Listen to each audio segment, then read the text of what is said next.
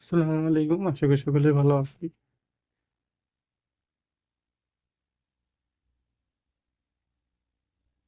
তো আজকের বিষয়টা হচ্ছে এসি ইনস্টলেশন, পুরাতন এসি খোলার আগে এবং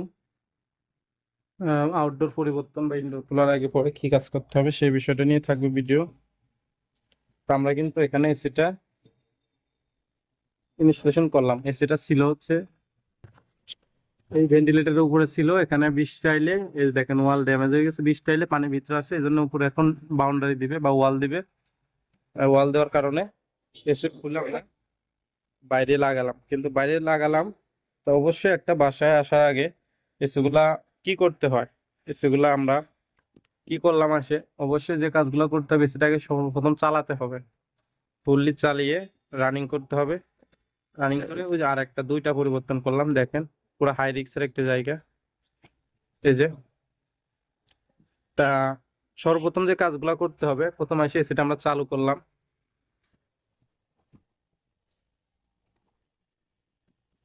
এই যে আমাদের আর একটা এসি, দুই পাশে দুইটা।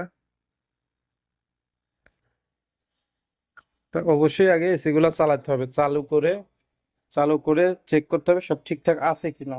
ঠিকঠাক থাকার পরে কিন্তু যে হচ্ছে আপনাকে এসিটাকে খুলতে হবে, বা যাই করেন পরে কাজ করতে হবে। আগে এসে ধাপ ধাপ খোলা শুরু করবেন না, চেক করবেন। কেন এই কথাটা বললাম আমি একটু বিস্তারিত জানাই। যদিও এখানে অনেক কিছু বিষয় থাকে, তো দেখা যাচ্ছে একটা এসি আপনি এসে সর্বপ্রথম খুললেন, খোলার পরে যখন আবার কাজ করতে গেলেন বা লাগালেন দেখলেন যে অতিরিক্ত পুরান হওয়ার কারণে কম্প্রেসারে পাম্পিং সমস্যা হয়ে গেছে। অতিরিক্ত পুরান হওয়ার কারণে বা অনেক দিন চলার কারণে কম্প্রেসার পাম্পিং চলে গেছে। আপনি যখন গ্যাস ছাড়ছেন চালাইছেন, ঠান্ডা আগের মতো আর হচ্ছে না। কেন? পাম্পিং সমস্যা, গ্যাস প্রেসার উঠাইতে পারে না। এই যে যে বিষয়টা, এর জন্য অবশ্যই আগে ভালো মতো চেক করতে হবে, এম্পিয়ারটা দেখতে হবে, গ্যাস প্রেসার কত আছে দেখতে হবে, এবং বলে নিতে হবে যে কম্প্রেসার পাম্পিং চলে গেলে এর জন্য আমরা দায়ী না, কারণ এটা তো আমরা ইচ্ছাকৃতভাবে করি না, এটা আসলে অটোমেটিকলি হয়ে যায়।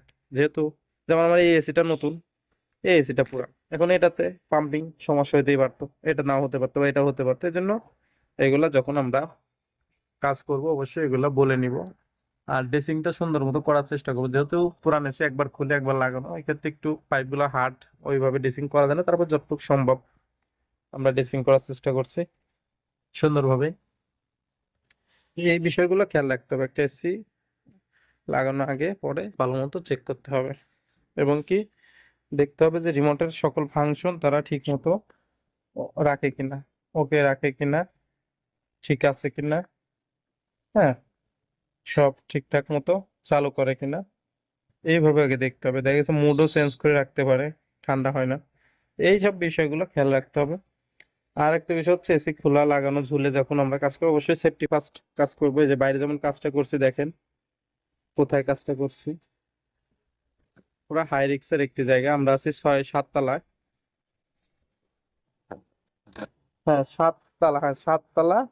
7 তলার উপরে আছি, বিল্ডিং টোটাল প্রায় 14-15 তলা। তো এই জায়গা কিন্তু এসিটা লাগানো হয়েছে, এখানে কিন্তু গ্রিড। অবশ্যই কাজগুলা ঝুলে যাইলে যেভাবেই করি সাবধানে করব এবং কানেকশন গুলো ঠিকভাবে রাখবো। আর এই ছিল ভিডিওটা বেশি লম্বা করলাম না। ভিডিওটা যদি ভালো লাগে চ্যানেলটি সাবস্ক্রাইব করে সাথে থাকবেন, যে কোনো বিষয়ে জানতে কমেন্ট করবেন।